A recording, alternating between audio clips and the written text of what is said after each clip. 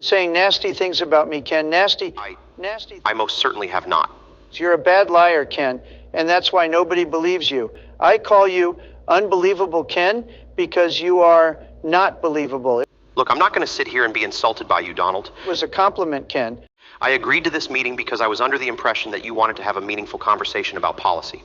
I'm not going to be subjected to all of this name calling. You know what? You're a big bully.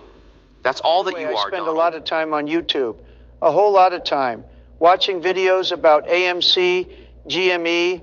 There are lots of videos out there, Ken, beautiful videos made by the beautiful Apes. You stole from them, you stole their bananas, peeled them, and then ate them. That is a ridiculous notion. I haven't stolen from anyone. I would never steal from anyone.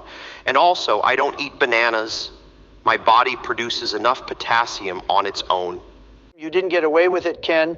When I'm reelected, you'll be writing apology letters to every ape, writing them from your prison cell. Don't drop the soap, Ken, or the inmates in cell block B will be calling you Unbelievable Ken.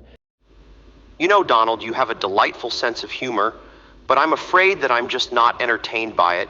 I'm not enjoying our time together very much right now, Donald. I think I've had enough of this. You're distasteful and immature.